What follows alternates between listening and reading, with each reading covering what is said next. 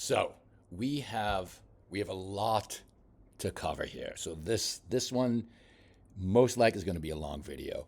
What we're going to be discussing and what we'll be doing some demonstrations on, we're going to be talking about air control.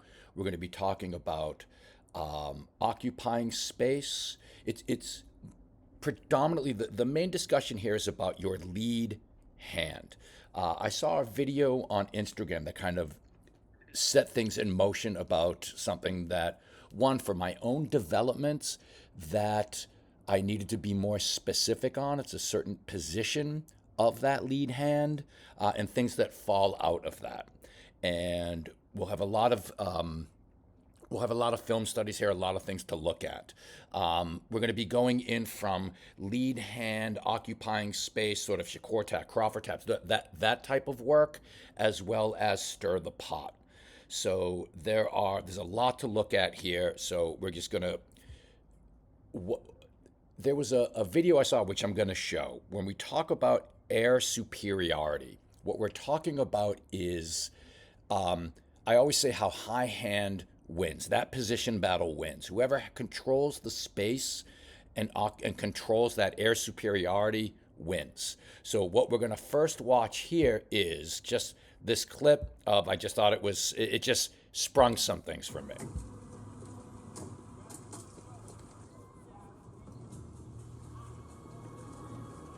Let's go. It appears we have company. Get off of my spot. All of you, get off of my spot. Get out of here, every one of you. Right now. Every one of these men will die for what they believe. Your men willing to do the same? You're all dead right now. I'm looking at dead men. So, just to interrupt, these guys have guns, these other guys don't. What took you so long? I was getting bored. So was Chance, Pettigrew, Richie, and Judy Bird. All of us. So now you've got air superiority. And again, that in the vein of high hand wins, when you're occupying that space from above, when you have that air superiority, you have a dominant position. You have a dominant position, as this sort of shows, and I know it's a different type of example, but this is what that shows. So what we'll do next is I want to get into the thing that really sort of opened it up for me. So you can see here's a little sneak peek of what we'll be looking at. So this is the one that woke me up to this discussion. There's a position that I love these guys that the boxing brothers are going to show. There's a position of that lead hand. It's something that we do. The way that they shape it, they talk about turning the arm into a cage, which they'll show. Of us, our film studies, or at least Julia does this really well. Pomai has this too with her wedge block, but this is something that Julia does. Her arm's a little bit different in her framing, but this to me is something that we need to really focus on. So let me just get right to it. I'll let them explain what they're going to explain. The boxers are doing the long guard very wrong because they're making this one bad mistake. Now that mistake is that people just let the arm hang out in front and you can still see their face. Whereas we're going to create a cage. It's easy. From the front, it will look like this. From the side, and the other side, and the back. See, the cage gives us benefits on the offensive and defensive side. Let's start with the defense. See, this being slightly angled across allows me to use my forearm to block. And now with that slightly more bent elbow, you can easily transition into body defense. It's a nice stiff long guard bit there. It should be soft, it's hard, it should be flaccid. Bend it hard, bend it. Now on the offensive end, he can use frames. He could use head control. And of course he can blind him. You can't see me. So remember, the key to the long guard is to not hold it in front of your face. Don't keep it too hard, keep it soft and flaccid. Nice and soft, then you can cage it, Circle it, touch him, blind him. maneuver it, and just have the greatest long guard ever. Majority of boxers. So that's what we do when we do our long guard. What we're doing is when we do our long guard, we are working that sort of, we don't hit that shape often enough. We do with our snake charmer, our shikorta. We're always moving it. I always say, do not leave it stiff. It's got to be doing something. And I like how the Boxing Bros sort of explain. I like that cage because you can have a static cage position. You can have that frame. Usually we frame on someone, and what I really like is how they're doing that, as you saw. And again, that's something we can rewind. I might show that again at the end of this. But again, that sort of really got me thinking into what we're going to be watching next. So the first one that I want to see is, and again, you'll have to bear with me, is with Maddie. Was it with Maddie and Shua?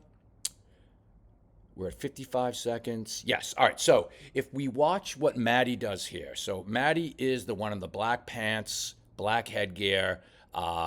Shua is in the shorts. But if what we want to do is, this is just a quick 5 seconds. And I want you to watch what Maddie does with her lead hand to gain control of the air. So this, again, is just like in the first clip that we saw with Forrest Whitaker and Vincent D'Onofrio, that high ground. So watch what Maddie does with her. I'll blow it up, why not?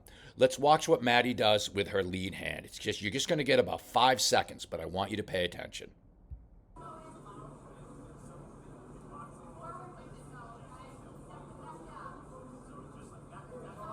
So, and you could see at the end, there was a little touch. Is she beating her up? Is she fighting? No. Does she have to? No. She's gaining that air superiority. I want to rewind that again and check it out.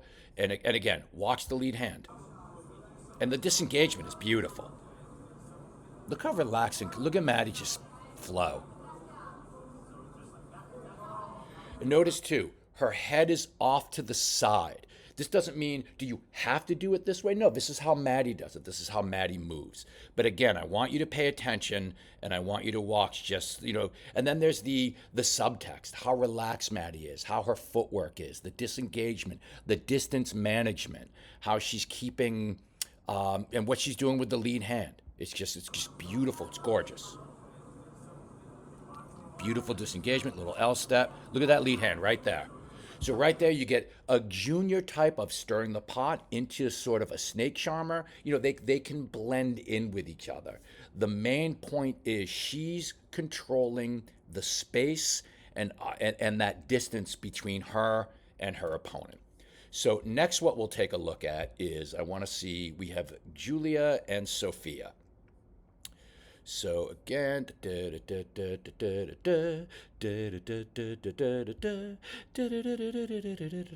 all right, so we'll take a look at Julia and Sophia. For this one, we get a little bit more time. So again, pay attention to Julia's lead hand. Now, interesting moment here. The lead hand is low. So you could say, how is that occupying space? So let's watch what Julia does. Again, pay attention to this. We don't need to hear the peanut gallery. All right, let's pay attention. So notice too. So in the beginning, I'm so sorry to. In the beginning, she had that the hands were in a low position, right? Low position. Sophia works that. She touches that hand. Then Julia goes into a high horns package. High horns is traditionally, high horns, we keep the hands on the head. High horns, the hands don't have to stay on the head. They can be in a high position. And notice her posture. She's making herself bigger. They say like in a bear attack or a bobcat, they attack you, make yourself appear bigger. I don't know if that works or not, but that's the idea. And that's what Julia is doing here. So let's just watch that again. And again, our goal here is watch what Julia does with the lead hand.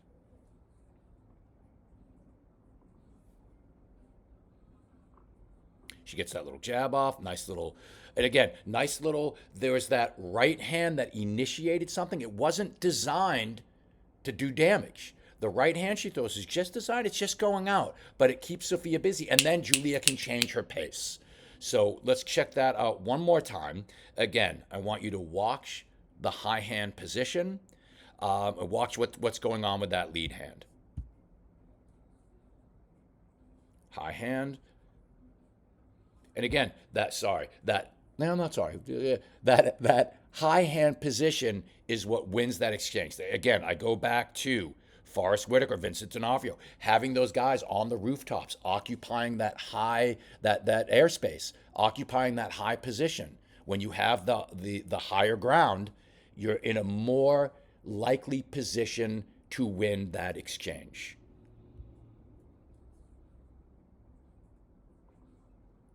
Distance management. And then right into just some work. Look at that high hand. Watch that lead hand. Look at that lead hand. Into fence. Right back, defensively responsible.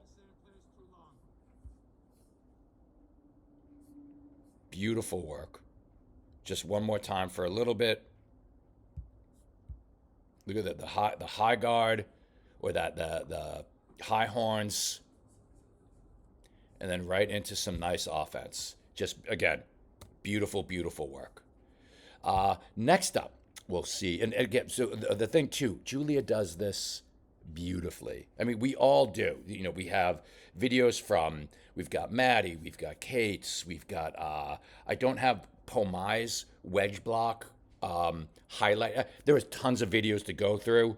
All right, let's go to, we got Julia and Kathleen from the Masters tournament. Julia and Kathleen from the Masters tournament. So again, watch Julia's lead hand work.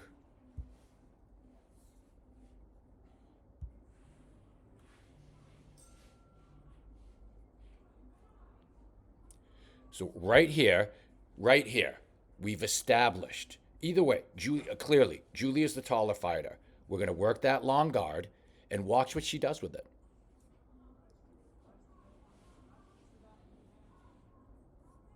So we started off, I just want a couple things I want to do here real quick. Bell rings, 1 Mississippi, 2 Mississippi, 3 Mississippi, 4 Mississippi, 5 Mississippi, 6 Mississippi, 7 Mississippi. So 7 seconds of a fight, nothing is happening but a position battle. I love that. I love that. So nothing but a position battle is happening for 7 seconds. 7 seconds. That is a long time when you only have 120 seconds to get some work in. And again, what Julia is doing with that lead hand is just great stuff. So let's again watch.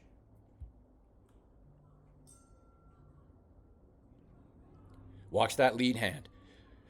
Little Shakur taps to the air.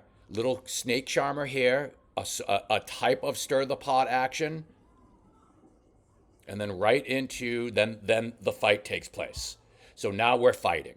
So once again, we'll go back. We bought 7 seconds of time.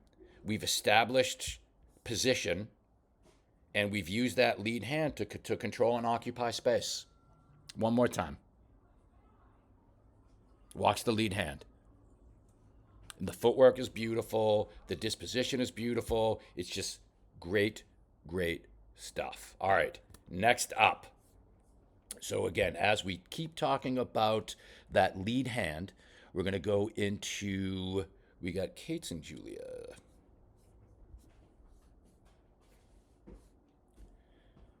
Let's see, is this the one? 106. All right, so let's take a look. And what we'll do is we're going to watch Serena's lead hand. So here we're talking about occupying space and punches towards the air. So a similar concept to controlling that space with the lead hand, but we've added in the rear hand of what punches to the air can do. And you can see that the little tap at the end, and then right into, so again, this is a quick little moment. We've got from 106 to 115. Hold on, I'm doing math. 9 seconds. Thank you. So watch, we have 9 seconds to occupy space, to not fight, but to occupy space and work. Jab to the air, cross to the air, lead hand little reaches out. Then that lead hand, she uses that lead hand when she even uses it here to buy a position change. but that lead hand goes out. Like right around here, it's not designed to really connect or do damage. It's designed to help get the position. Right there. So let's watch that one more time. That hand is designed to get the position.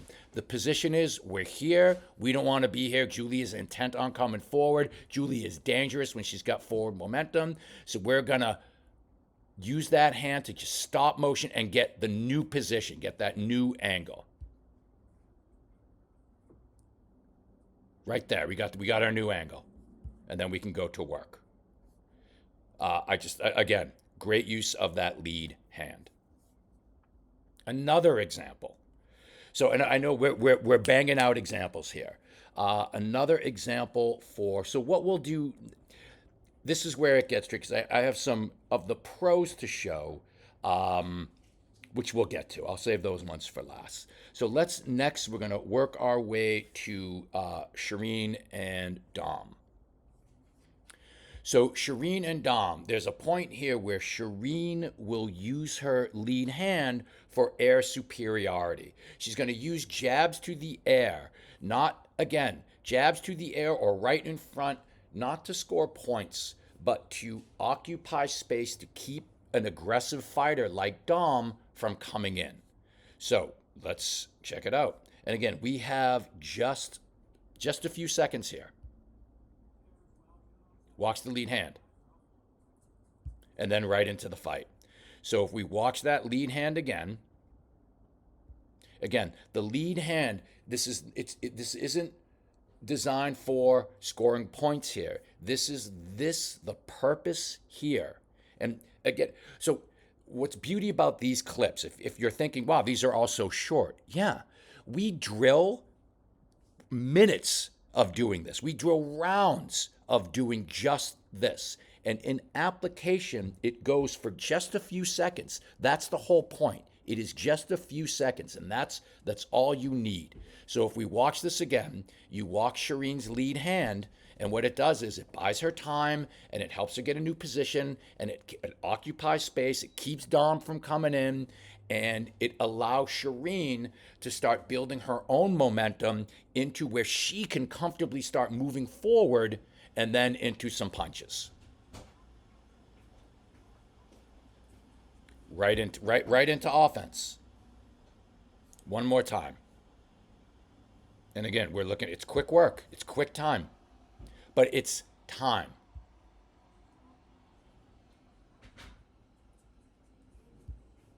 Beautiful. All right. Next up. So next what we'll do is now we're gonna head over to let's talk about how to I got two more, I'm sorry. I've got the next one up is Jenna. So what we see here is, again, it's a quick 7 seconds, Jenna and Maddie, and you'll see what Jenna does with that lead hand.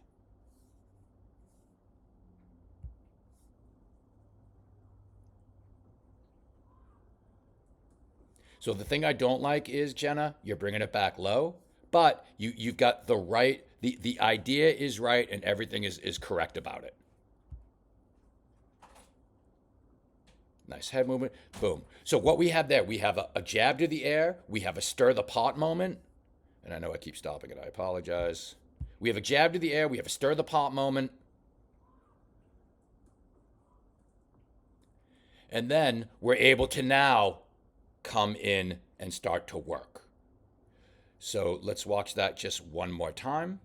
And you could see the work she's doing sets up the momentum shift. I like that little slip.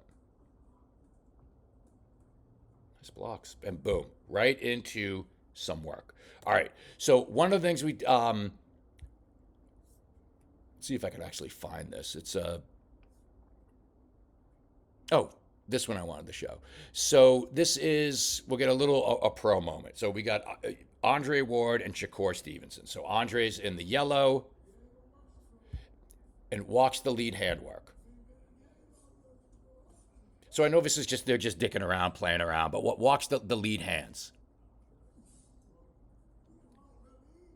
Especially Shakur's.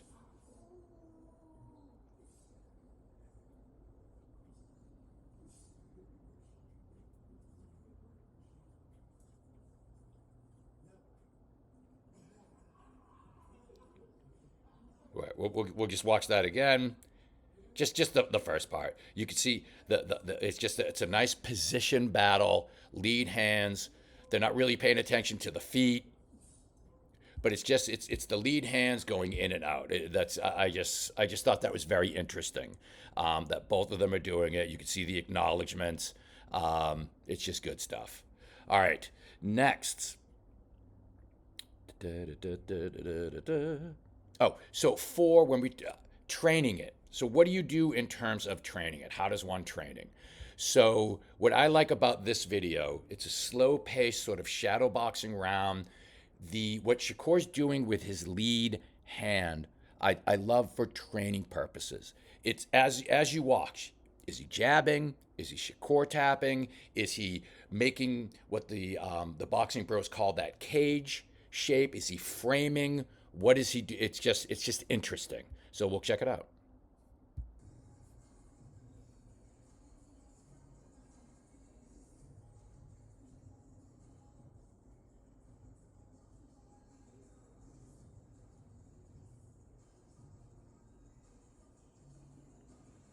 What I love about this is I love how poised, relaxed.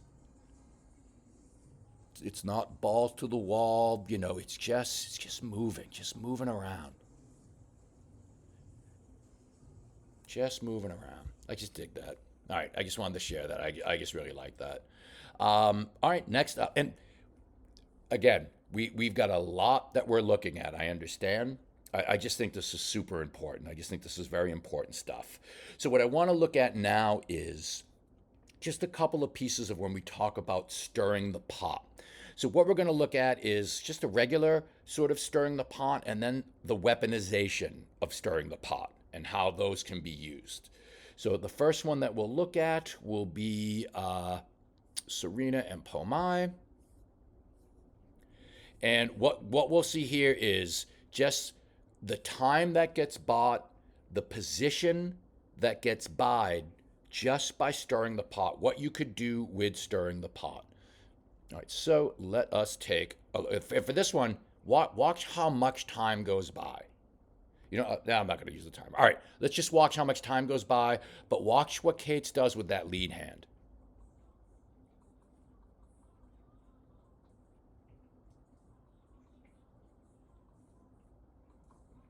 So a punch gets thrown.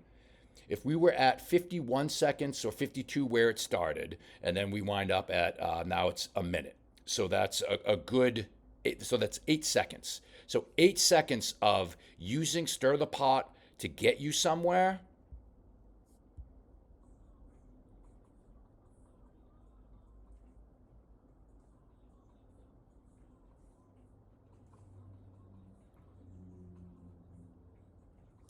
And even there, we bought even more time. So it was really at 1:03, we'll say, where action starts.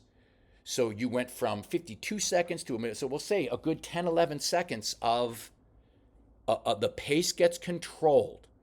So if you need to slow down a pace, if the other fighter has momentum. So let's go back a little further and see is there a momentum shift? So we'll go back and we'll see. So we can see there's a tangle here. Let's go back a little bit further. So here's my understanding of what, at least I expect what will be happening. I'm going to say Pomai's got the advantage. Pomai's the one whose back is to us. Cates is the one in the white head. Well, they both have white headgear. Pomai's the one with the back to us. So I'm going to say Pomai is gathering momentum and is getting the better work.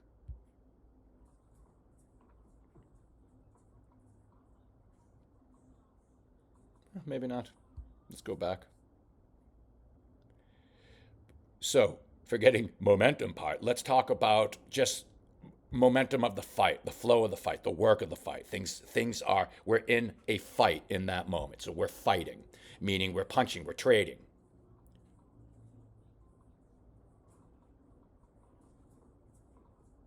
So we're punching and trading. And now we're trying to control. So I just dig that. One more time, I just want to see that stirring of the pot being used as a means of moving of controlling the pace of play and of getting from one position. And look at the ground she covers. She starts over here in the blue corner and winds up on the neutral corner, heading towards the red corner side of things. That's distance. That's some movement. All right. Next, we're going to take a look at weaponizing stirring the pot. So you could stirring the pot doesn't. We just saw a dramatic version of stirring the pot. What we're going to see here is a violent version of stirring the pot. This one goes. We've got 5 seconds. 5 seconds of happenings. So let's take a look. The weaponization of stirring the pot.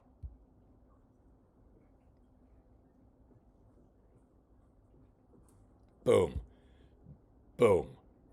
I love that. So there's a position that we have, an ace deuce, which is that sort of a leaping in with a three that tucks and then a nailing of the two. So that's sort of a variation of that. But the main thing that's happening here is the weaponization of stirring the pot. Because if you watch, we have notice the difference between this stir the pot and the other stir the pot that we just watched. So let's take a look again. Watch again. There's a difference in the demeanor, the disposition, and the violence of stir the pot here.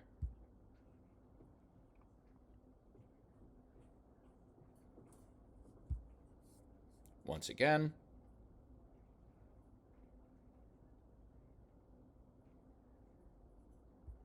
Again, the weaponization of stir the pot.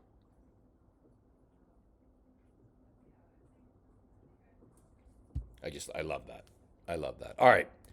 That is the weaponization of stir the pot. Next, what we're going to take a look at. So now we'll get into some pro stuff. So the first one that I want to see that we're going to check out will be Lawrence Okolie. I love Lawrence Okolie when he was training with Barry Robinson. And I don't know if I've said it enough. I love Barry Robinson as a coach. So what we'll do here is we'll take a look at some of the things that Okolie does. I want you to we won't watch too much. I want you to watch Okolie's lead hand. Just the lead hand. I mean, you can watch some of the other stuff that he does, but watch what happens with that lead hand. And I know the video's shite, but watch. And I love that right there. You saw some punches to the air. We're going to go back a little bit, just to those punches to the air.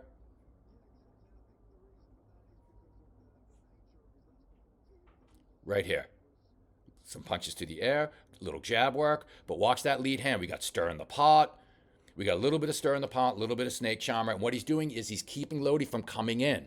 Lodi can't get his momentum going, can't get in. We got the lead hand going up and down. We got touches. We got moving left, moving right, working the jab.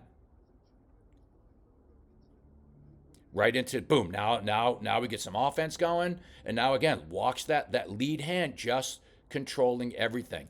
And it's in the high position. Again, go back to the very beginning of the video where you have the guys on top of the rooftop. The air high. I can't think of the thing. When you have that the upper position, the above. Fuck it. Just keep going. I'm sure you're all screaming at the TV. Look at that nice head control with that lead hand. Watch the head control. Air superiority. That's the word I was looking for. Air superiority. And with air superiority, you can get head control on a shorter opponent. If there's a way to get, again, like what we saw earlier with Julia and Sophia, they're roughly the same height. And Julia made herself bigger and had air superiority. Again, watching that lead hand.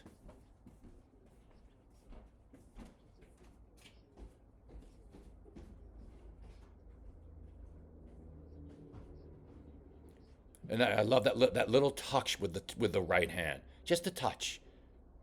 And notice the post into punches. Okay, I could watch this all day. It's one of my favorites to watch. I could watch this all day. All right, next, let's go into, we'll get a little bit of Shakur. So obviously Shakur for the Shakur tab. Let's take we'll take a quick watch. And again, watch what Shakur does with the lead hand. So where are we? We're at 202, just so that I remember. All right, watch what Shakur does with the lead hand. Touch the air, touch the air, touch the glove, touch the air, jab, head control. Let's watch that again.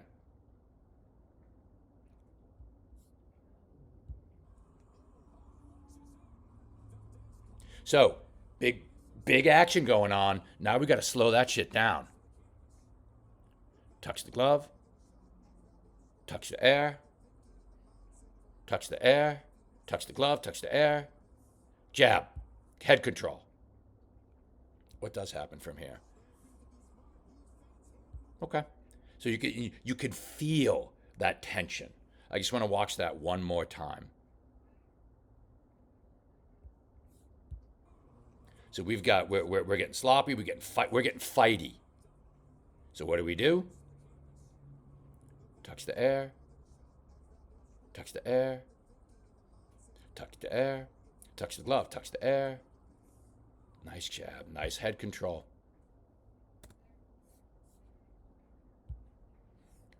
All right, next up, we're going to watch Jarrett Hurd and Julian Williams. We're going to be watching Williams for this. And I'll show you which one we'll be watching. We're going to be watching this gentleman here in the white trunks with the red stripe. So we're at 355, just so I remember.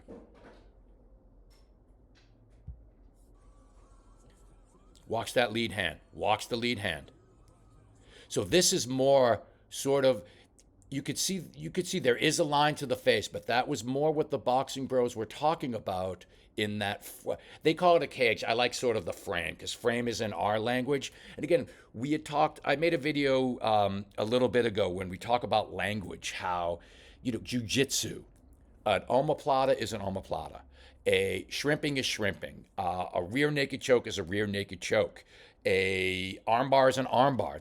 It's just the language is the same no matter where you are. In boxing, it's just so interesting how it's just different. So, like for example, the Boxing Bros call that a cage. We call it a frame. Anyway, it's just another topic. But watch that lead hand. Nice feints. And look at, so we're working out of a long guard. We got that nice jab. Nice jab.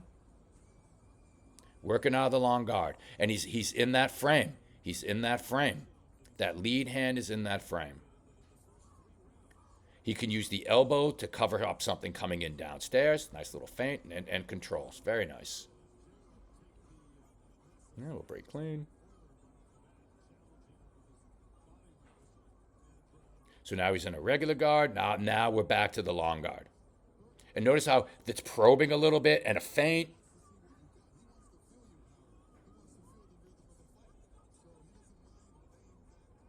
Nice feint.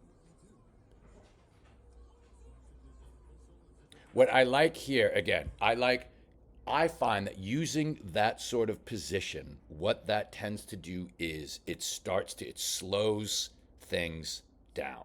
And that's what I like. I like when things get a little bit, when things slow down.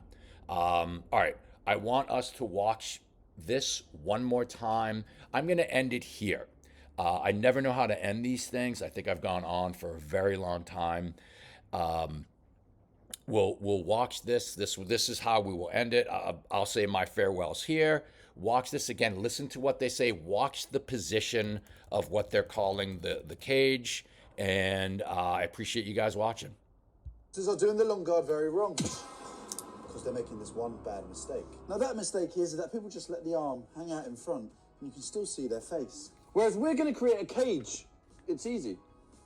From the front, it will look like this. From the side, and the other side, And the back. See, the cage gives us benefits on the offensive and defensive side. Let's start with the defense. See, this being slightly angled across allows me to use my forearm to block. And now with that slightly more bent elbow, you can easily transition into body defense. It's a nice stiff long guard you got there. But it should be soft. It's hard. It should be flaccid. It is. Nice and perfect. Bend it hard. Bend it. Now on the offensive end, he can use frames. He could use head control. And of course he can blind him. You can't see me. So remember, the key to the long guard is to not hold it in front of your face. Don't keep it too hard. Keep it soft and flaccid. Nice and soft, then you can cage it, Circle it, touch him, blind him. maneuver it, and just have the greatest long guard ever. Majority of